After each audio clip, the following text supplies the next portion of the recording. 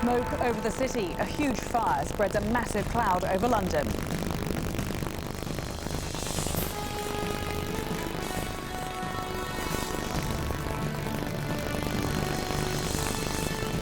Firefighters are at the scene of the blaze in East London. People across the city have been staring into the sky as the plume stretches for miles. Scotland Yard says they do not suspect any terrorist activity at this stage.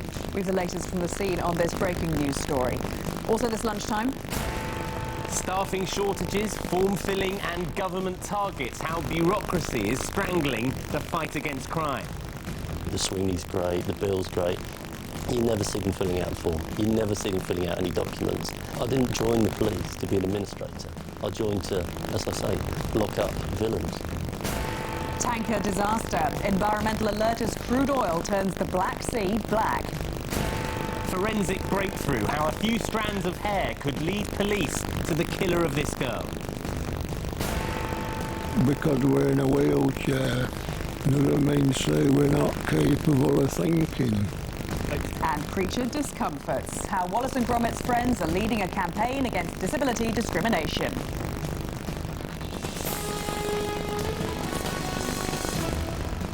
Good afternoon. Welcome to Monday's Lunchtime News. At around noon today, London stopped and stared as a thick cloud of black smoke billowed across the city skyline. Several teams of firefighters rushed to the scene of a huge fire blazing at an industrial park in East London. The blaze is at a disused bus depot in Waterton Road in the Stratford area of the city, a part of London which has been cleared for the construction of the 2012 Olympic site, very near Stratford International Station. There's been no reports of casualties, and police are saying there's no reason to believe at the moment that there's terrorist involvement. This is a live shot of the scene there now. Smoke, as you can see, still pouring into the sky. Well, a short time ago, eyewitness David Buick, who is in the Canary Wharf Tower, described to us what he could see. It must be something very rancid in there, like chemicals or oil, because the soot coming out of it is as black as night. And it really is, almost looks like, what an atomic bomb would have looked like 60 years ago. Dramatic description there. Well, we're joined now on the telephone from about a mile from the scene by our correspondent Neil Connery. Neil, what can you see? Are you there? Can we talk to you? No, we've obviously lost Neil at the moment. We don't have any more from Neil at the moment, but as you can see, that's a live shot. There is a thick black smoke pouring out of what we believe is a disused bus depot from an area extremely near to the Olympic site for the 2012 Games. The police are saying there is no suggestion there's been any terrorist activity, but obviously people who have been stunned by the scenes that they've been looking at over the skyline of the City of London since about noon today, concerned, of course, about what is in that smoke, what has been burning. Should anybody be worried about breathing in any of the fumes? At the moment, we're told there have been no casualties and people should not be concerned. But as you can see, there's a whole host of emergency services personnel on the scene. I believe that there were up to 8 fire engines, I believe, that rushed to the scene. But even though we're told there are 3 bus depots in the area, as I say, I repeat, no casualties reported as yet. Now we're being told there are 15 fire engines have gone to the scene. I mean, that gives you some idea of the scale of the fire. 75 firefighters. And all that we know so far, and actually, as we can see from the picture there, it's a single-storey warehouse. And as our eyewitness said earlier, there must be something like oil or tyres in that warehouse to create this thick, black smoke. Now, it seems that Neil Connery has got in touch with us now, our correspondent Neil there, about a mile from the scene. Neil, what can you see?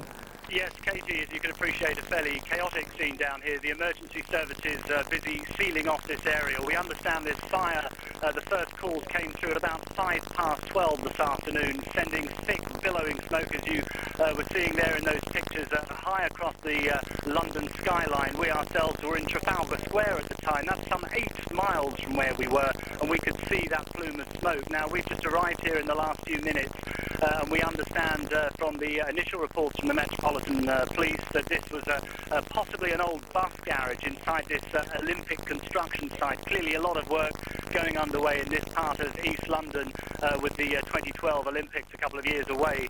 And there are no reports of explosions, I understand, from some of the residents I've just had a brief chance to speak to down here. But a massive emergency operation, as you say, these very dramatic pictures of this smoke billowing across the London skyline on this clear November morning.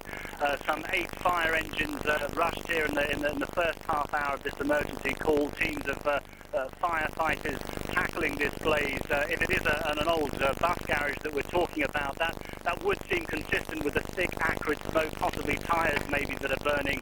That's just speculation Neil on Connery, my part. thank you. We'll have to leave it there, but we will, of course, keep you up to date with all developments on this story throughout the programme. And if you live inside of that massive plume of smoke, we would like to hear from you. You can email us your pictures at yourstory@itv.com. The details there on the screen, or you can send them by text, SMS, to 07738 100 200. There's more evidence today of the target-chasing culture in Britain's public services. Police are apparently being forced off major investigations to work on less serious, more easily solved crimes to meet government targets. A 6-month report, the first of its kind, by the Police Federation says massive pressure is being put on detectives to give the appearance to the public that levels of crime are being reduced. ITV was given exclusive access to the report's findings, which said that in one example, an officer was removed from an investigation into a paedophile ring to solve more burglaries. Here's our UK editor, Angus Walker. Southampton city centre just a few nights ago, and there's been a stabbing. You can just glimpse the victim being treated in the back of the ambulance. Believe it or not, there's only one detective on duty in the entire city. The thin blue line is being stretched to breaking point. Faced with the prospect that we're struggling to get uniformed officers down to the scene because they're committed elsewhere in Southampton, dealing with drunken behaviour and fights and trying to book people into custody. Over 6 months, researchers interviewed detectives in England and Wales. The shocking findings include officers being taken off investigating a paedophile ring to focus on hitting burglary targets. Target-driven detection means the public are encouraged to drop complaints. And there are 2,000 detective vacancies. John O'Hills was a CID officer until he left the police earlier this year. The key thing that made me leave was I had no faith anymore in the system. I had no faith that it worked to prevent people from becoming a victim of crime. The Tonight investigation highlights officers' frustrations with paperwork. Forests of forms have to be filled in. Formars is great, the Sweeney's great, the Bill's great. You never see them filling out the form. You never see them filling out any documents. I didn't join the police to be an administrator. I joined to, as I say, lock up villains and make society safer. The Home Office says the picture painted by the Police Federation report exaggerates the reality, insisting the government has increased funding and boosted the number of bobbies on the beat. Angus Walker, ITV News. And you can see more on that report on Tonight with Trevor McDonald on ITV1 at 8 p.m.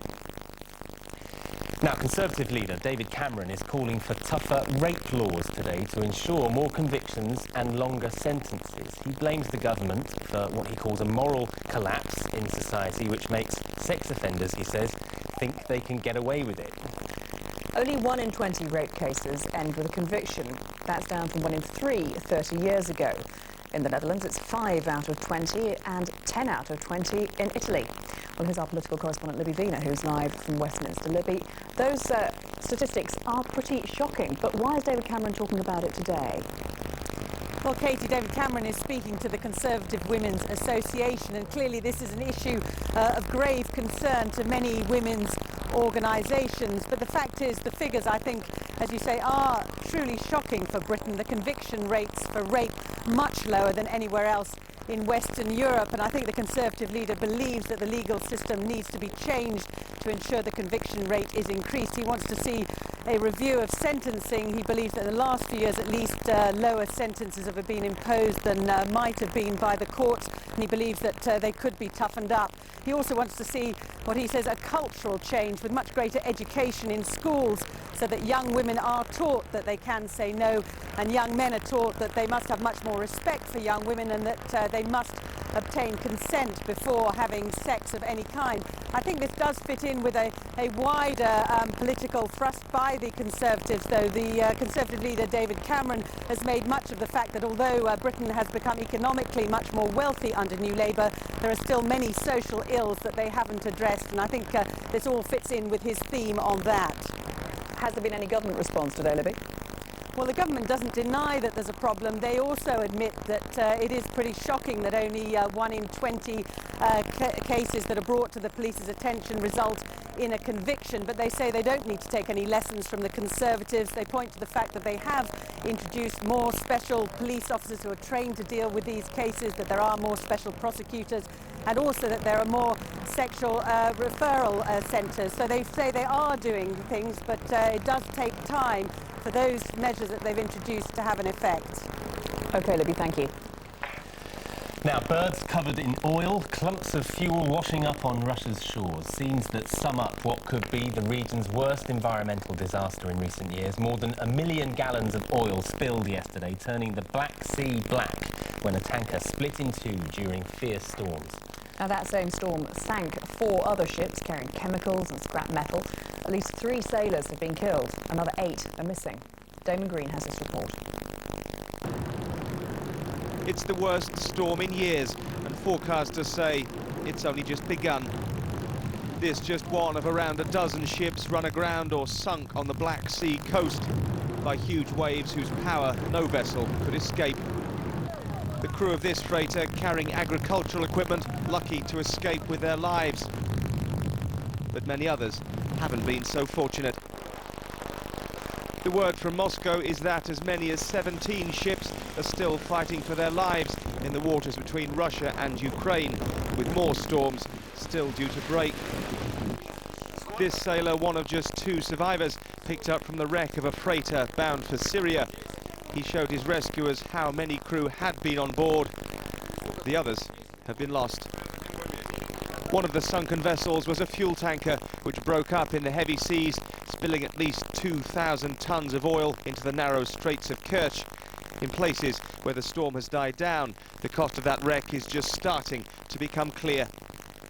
Overwintering seabirds condemned to die from the pollution thrown up on the shore, and with some forecasts predicting that the storm will continue in the Black Sea for another 3 days, many fear that the danger to human and to animal life is far from over. Damon Green, ITV News. Who spent a week travelling around southern Europe, took a trip to Florida, then had her hair snipped off by a stranger on the bus, could be a key witness in 2 unsolved murders. Detectives say that 2 of the woman's hairs were found in the hand of Heather Barnett, who was killed 5 years ago in Bournemouth. They think that the man who cut off the hair is the same man who killed Miss Barnett and a 16-year-old girl, Elisa Claps, in southern Italy in 1993, and they're appealing today for more information. Well, our science editor, Lawrence McGinty, is at Reading University, where the extraordinary forensic work took place. Lawrence, tell us more. Geraint, yes, a remarkable piece of analysis done here in this room on this machine. And it all depends on what happens in your hair. This is one of mine, and everything that I breathe in, everything that I eat, everything that I drink, eventually deposits chemicals in this hair.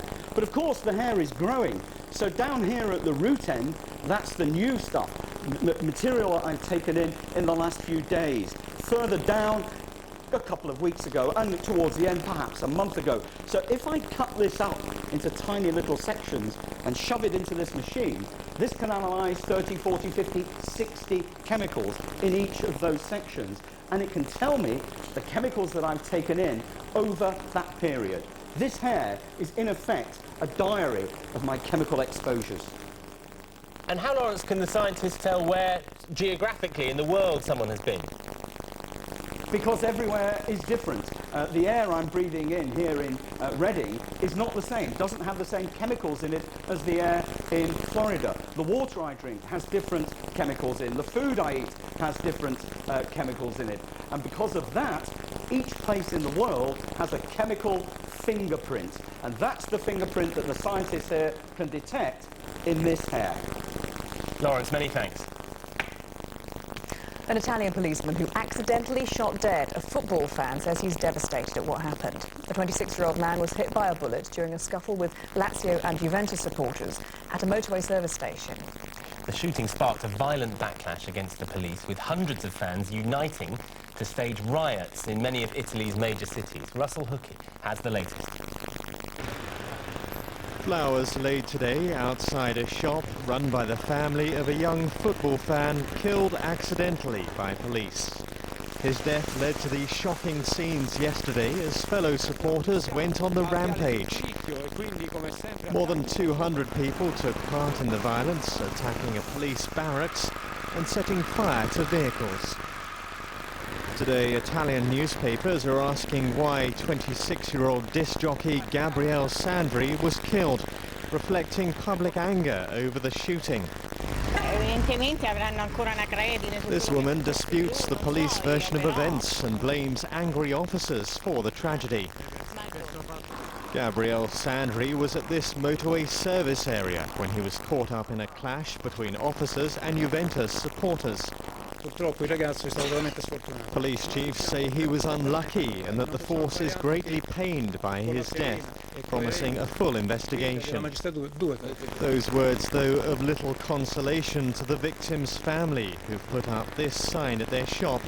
They've cursed the police officer responsible. But while condemnation of the shooting is widespread, there's concern among Italian football clubs that it's been used as an excuse by violent fans intent on making the headlines. Russell Hookie, ITV News. Now, their animated faces are familiar to millions of TV viewers across the country, but now the characters made famous by the Creature Comfort adverts are taking on a whole new role. The company behind them, Aardman Animations, has developed a range of brand new characters, each of them highlighting the difficulties facing disabled people. Salma Siraj reports. I tend to only go to places that are accessible. Recently come across places which aren't, which are a bit difficult for me. Ian Wilding's children may not have got their sweets that day, but they do have a father, who is Tim the Tortoise. The kids thought it was really good that their father was a tortoise. A really cool guy. That was really nice. Tim is one of the new additions to the Aardman Animations family. As with the much-loved Creature Comforts, these creature discomforts have the voices of real people, and they come with a serious message. That many people, oh, you're in a wheelchair, you're rubbish, you can't do anything. A lot of it is ignorance. Change the way you see disability. A recent survey showed that 9 out of 10 disabled people in Britain feel they suffer prejudice and discrimination. Well, this is a major new campaign in which we hope to challenge some of the perceptions people have around disability. People have assumed that wheels mean nothing up here in the brain. Peg the Hedgehog is otherwise known as 73-year-old Sheila Morgan, a former English teacher. She was diagnosed with MS when she was 37. It needs people told about disability as early as possible when they're quite young, so they'll learn to realise that there are disabled people. No, I don't believe a word anyone might say about you can't do that because you're in a wheelchair. An important campaign tackled with the usual sensitivity and wit of the Aardman animators. Salma Siraj, ITV News. A reminder now of the main stories this lunchtime. A massive fire has broken out this close to the Olympic site in East London. It sent a huge plume of black smoke over the city. Police say there's no reason to believe there's any terrorist involvement.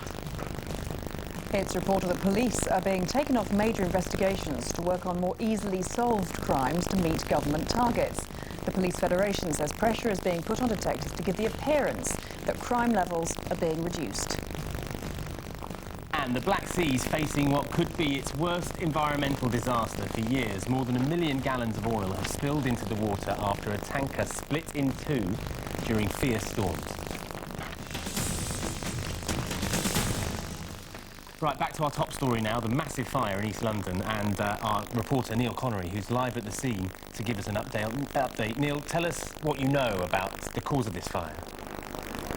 Well, here we are some 2 hours from when the first calls were received by the emergency services. And just take a look at this scene behind me here, this thick black smoke still billowing high up into the capital skyline. As I say, we were in Trafalgar Square when we got the first call. Some 8 miles away we could see this smoke. Since we've got here, we've seen the work going on by the emergency services who've cordoned off the roads around here. This industrial estate in part of East London, part of the construction site for the 2012 Olympics. Of course, a lot of work going on in this part of London, and right now, as you can see behind me, those emergency services will be inside that site trying to secure the scene and also trying to work out what has caused this fire. Some speculation that it was an old bus garage that was affected. That could be the case given the acrid nature of the smoke that we've seen. You can see behind me still billowing up into the sky. If there were tyres inside that site, possibly chemicals as well. The good news as far as we know at the moment from the London Ambulance Service is that there are no reports of any injuries. The Metropolitan Police clearly as well investigating what has caused this fire. We should get a clearer picture later on this afternoon, but still a lot of work going on here in East London. It's fairly chaotic in the roads around here for the residents as well, as these roads have had to be closed off. There are helicopters up in the skies above me. A very dramatic scene with this smoke billowing, as I say, across the London skyline, could be seen for many, many miles around. But thankfully, it's no more serious than the pictures that you can see behind me and that we've witnessed over the past 2 hours. As I understand at the moment, there are no injuries and no reports of any explosions as well. There was some speculation in the first few minutes that it could possibly be some terrorist incidents, but that is not the case. The police are stressing that this is being treated as a fire at the moment, but clearly a lot of work still going on here and more investigation needed. Back to you. OK, Neil Connery at the scene of that fire. Thank you very much indeed. Right, that's it from us. Mark and Nina will be here with the evening news and, of course, the latest on that fire in East London. You can get the main ITV news stories delivered direct to your mobile with Newsfix. Now, to do that, you send the word FIX to 88833. It should all be there on the screen. There you go. For the cost of a text message, we'll be able to send you details of how to subscribe to this free service. The news where you are is coming up next after the national weather, but from us, bye-bye. Goodbye.